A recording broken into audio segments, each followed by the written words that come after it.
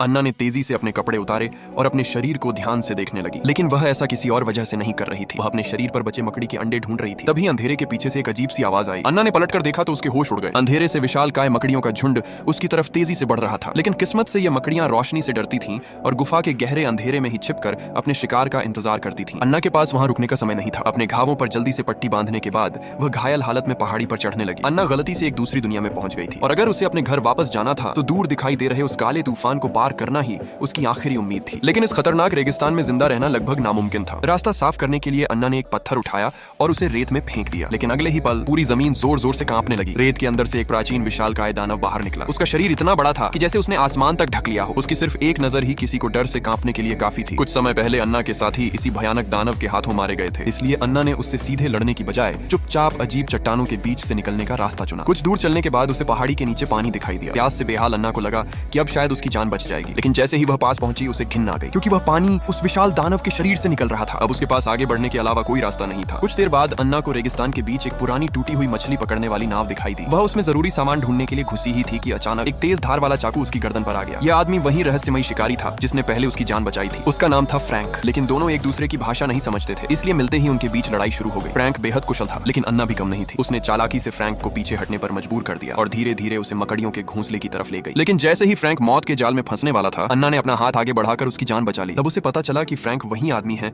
जिसने पहले उसकी जान बचाई थी। इसके बाद दोनों ने एक दूसरे पर भरोसा करना शुरू कर दिया। अन्ना ने अपना सबसे कीमती सामान निकाला, एक चॉकलेट, और उसे फ्रैंक के साथ बांट लिया। धीरे धीरे दोनों ने एक दूसरे को समझना शुरू किया। तब अन्ना को इस दुनिया का सच पता चला। फ्रैंक इसी दुनिया का रहने वाला था। यह एक ऐसी प्राचीन दुनिया थी जहाँ विशालकाय दानवों का राज था। कुछ समय पहले फ्रैंक अपने कबीले के लोगों के साथ शिकार करने निकला था, लेकिन रास्ते में उस विशाल दानव ने उन पर हमला कर दिया। फ्रैंक बेहोश हो गया और अपने लोगों से बिछड़ गया। अब अन्ना और फ्रैंक दोनों के पास एक ही लक्ष्य था। अन्ना अपने घर वापस जाना चाहती थी और फ्रैंक अपने कबीले को ढूंढना चाहता था। तभी अन्ना की नजर दूर खड़े एक बख्तरबंद वाहन पर पड़ी। उसमें भारी हथियार मौजूद थे। अगर वे उस दानव को मार देते तो अन्ना के घर लौटने की उम्मीद जिंदा रह सकती थी और फ्रैंक भी अपने लोगों को खोज सकता था। दो अलग अलग दुनियाओं के लोग, अब एक ही मिशन।